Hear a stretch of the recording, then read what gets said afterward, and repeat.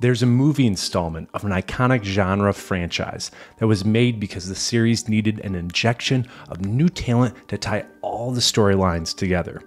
So, to pair legacy characters with newcomers, the studio brought in the youthful-looking Paul Rudd to helm the next iteration of the franchise. That's what you get in Halloween 6, The Curse of Michael Myers. This is No Bad Reviews. Halloween 6, The Curse of Michael Myers, also known as Halloween, The Curse of Michael Myers, don't worry, we'll get into that later, is one of the most troubled productions in movie history. After Halloween 5's poor reception at the box office and with audiences, fans of the franchise had to wait 6 years for the next chapter, which in this period of the slasher era felt like an eternity. The delay came down to 3 things. 1, the audiences were tired of this genre that dominated the late 70s and 80s, plus the producing rights for Halloween were up for bidding, with Mustafa Akkad and Miramax beating out John Carpenter, the director of the first 2 films, and New Line Cinema for those rights.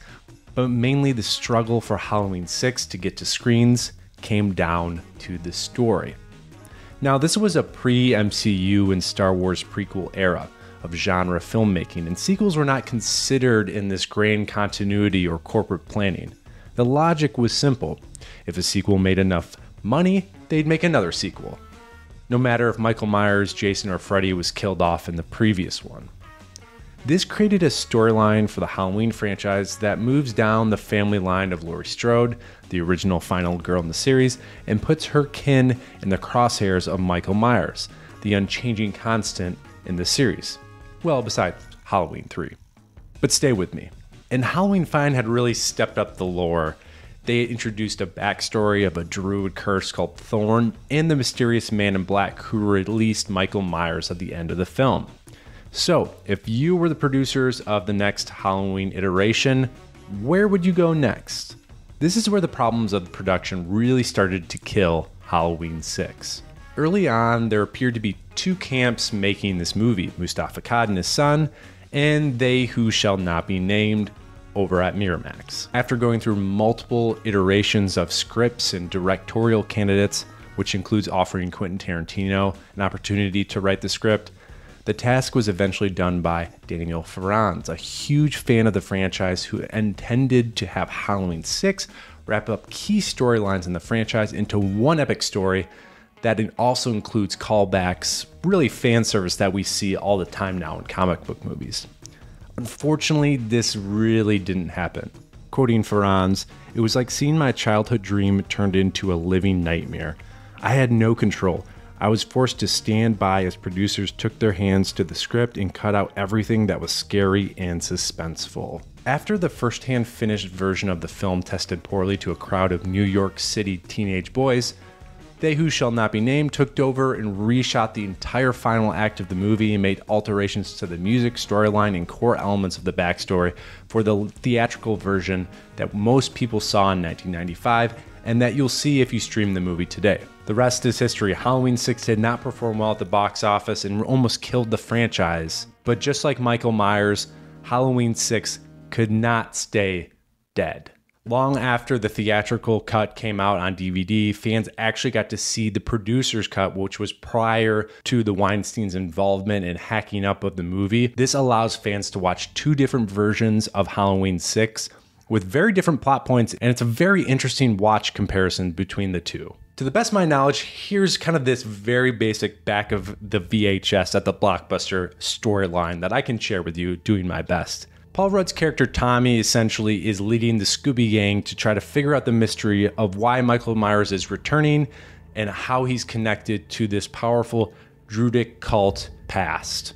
Paul Rudd's also at the same time trying to protect Michael's niece, work with Dr. Loomis, who's come out of retirement, while corralling along Laurie Strode's adopted niece and her son, who apparently is connected to the cult as well. That's my best effort trying to explain the plot. But let's talk about this movie some more. Who's this movie for? If you're looking to boost your nostalgic fall fashion, Halloween 6 is full of looks back in style, including lots and lots of flannel.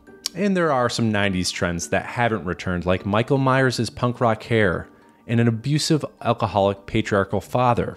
Speaking of the mid-90s, do you miss the days when the biggest celebrities weren't Instagram models or TikTok stars, but skanky radio DJs? Well, Halloween 6 gives you Barry Sims, a regional shock jock that everyone in rural Illinois seems to listen to. If you love learning how difficult it is to actually get a film finished, Halloween 6 is the perfect example.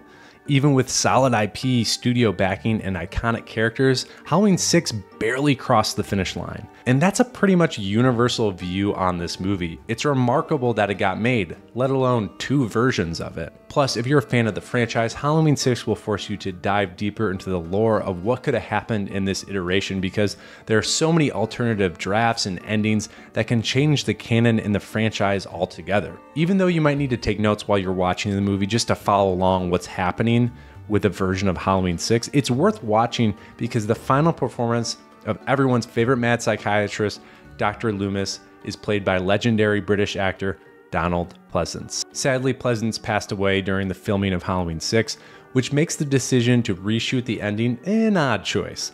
But this is the final iteration of the character, which both Pleasence and the audience grew to love. His final portrayal sees Loomis emerging from a cozy retirement, still suffering from a stroke and plastic surgery, to square off against his former patient one last time. It's a truly beloved performance of the character, and you can't help but love this guy. While this was Pleasence's farewell to cinema, it's Paul Rudd's debut as the former kid that was babysat by Laurie Strode in the first Halloween. Halloween 6 was Paul Rudd's first feature film debut, and he somehow looks older in this movie than today. While Rudd filmed Halloween 6 before his second feature film, Clueless, his breakout performance as Josh came out in July of 1995, just 2 months before Curse came out in theaters. Can you imagine an alternate timeline where Halloween 6 came out before Clueless? Would we have been robbed of Rudd's run of consistent performances throughout the years? It's the darkest timeline I don't even want to think about. When to watch this movie? Obviously, any installment of the Halloween franchise is perfect to watch during the spooky season. Specifically, this movie is great if you own a bar or are hosting a Halloween party and want something on the TV in the background. It's great because nobody actually has to know what's going on in the movie to really care about it. You'll just get a mix of guests recognizing Michael Myers or saying, "Hey, is that Paul Rudd?" It will be a fun touch to your Halloween celebration. The final review. While Halloween 6 suffered from the pure evil of production hell, over time the lore of this installment has fascinated not just fans of the franchise, but cinema sleuths who love to know what happened behind the scenes. And with convoluted plot points such as why did Michael go to the Halloween protest rally when the characters he was pursuing weren't even there, and egregious dark plot points to swallow like the fact that Michael Myers sexually assaulted his teenage niece, this chapter of the franchise has some strong moments of filmmaking and nods to the series that die-hard Halloween fans will enjoy. I think Halloween 6 is such a fascinating point in time in this genre. For 20 years since Texas Chainsaw Massacre's release, the slasher genre has seen a complete rise and fall in popularity. And this sequel is symbolic of how the industry struggled to define where the genre was heading, because independent thrillers and capers like The Usual Suspects and Seven were outshining them commercially and critically. Ironically, just when Halloween 6 seemed to put the nail in the coffin on slashers, a year later in 1996, Wes Craven would reanimate the genre with the breakout self-aware homage-laden Scream. The popularity of Scream would pave the way for the franchise as it sourced and satired, with Halloween H2O coming out in 1998, which retcons the chaotic twists that Halloween 6 desperately tried to make sense of. So Halloween 6 might not be the most beloved or logical slasher installment, but it's a piece of cinema history that is only growing in importance over time. And no matter what version you watch of Halloween 6, horror fans and cinema nerds can come together, investigate, and celebrate this wacky franchise installment. Oh, and I still think the most terrifying part of this movie by far is the state of owning the Myers house. We have a flooded basement, shoddy electrical, and a truck bed in the front of the yard. Talk about a money pit. Thanks for watching. For more backstory on the crazy production of Halloween 6, I suggest reading Taking Shape. It's a behind-the-scenes book of all the films in the franchise, and this is not paid. I just love this book, and a lot of the information that I shared today goes deeper in the book. Lots of great quotes, interviews, and more backstory on Halloween 6 and how it got made and why it still is important for the franchise moving on.